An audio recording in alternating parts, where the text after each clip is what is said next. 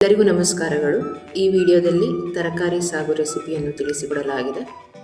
ಇದನ್ನು ಸಾಮಾನ್ಯವಾಗಿ ಸೆಟ್ ದೋಸೆ, ಪೂರಿ, ಚಪಾತಿ, ಇಡ್ಲಿಯೊಂದಿಗೆ ಬಡಿಸಲಾಗುತ್ತದೆ. ತರಕಾರಿ ಸಾಗು ಹೆಸರಿನಲ್ಲಿಯೇ ತರಕಾರಿ ಇದೆ. ನಾನು ಇಲ್ಲಿ ಬಟಾಣಿ, ಆಲೂಗಡ್ಡೆ, ಕ್ಯಾರೆಟ್, ಸೋರೆಕಾಯಿ, ಬೀನ್ಸನ್ನು ತೆಗೆದುಕೊಂಡಿದ್ದೇನೆ. ಅದನ್ನು ಕುಕ್ಕರ್ನಲ್ಲಿ 1 ವಿಸಲ್ ಹಾಕಿ ಬೇಯಿಸಿಕೊಳ್ಳಿ. ಈಗ ಒಂದು ಮಸಾಲೆ ಪೇಸ್ಟನ್ನು ರೆಡಿ ಮಾಡಿಕೊಳ್ಳೋಣ. ಮಿಕ್ಸಿ ಜಾರಿಗೆ ಬೆಳ್ಳುಳ್ಳಿ, ಶುಂಠಿ, ಚಕ್ಕೆ, ಲವಂಗ, ಕೊತ್ತಂಬರಿ ಸೊಪ್ಪು, ಹಸಿಮೆಣಸಿನಕಾಯಿ, ಸೋಂಫ್ ಹಾಗೂ ಕಾಯಿ ಹಾಗೂ ಪುಟಾಣಿಯನ್ನು 1:1 ರೇಷಿಯೋನಲ್ಲಿ ತೆಗೆದುಕೊಂಡು ಇದಕ್ಕೆ ಸ್ವಲ್ಪ ಗಸಗಸೆಯನ್ನು ಸೇರಿಸಿ ರುಬ್ಬಿ. ಈಗ ಒಂದು ಬಾಣಲೆಯಲ್ಲಿ ಸ್ವಲ್ಪ ಎಣ್ಣೆಯನ್ನು ಹಾಕಿ ಕಾದ ನಂತರ ಸಾಸಿವೆ,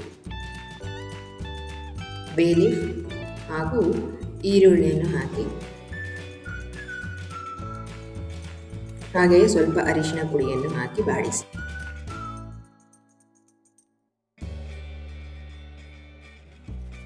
ಈಗ 1 ಕಪ್ ಹುಳಿ ಟೊಮೆಟೊವನ್ನು ಹಾಕಿ ಮತ್ತೆ ಬಾಡಿಸಿ.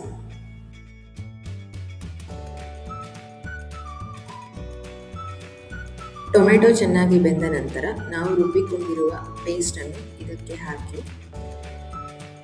ಹಾಗೆಯೇ ನಾವು ಬೇಯಿಸಿಟ್ಟಿರುವ ತರಕಾರಿಯನ್ನು ಕೂಡ ಇದಕ್ಕೆ ಹಾಕಿ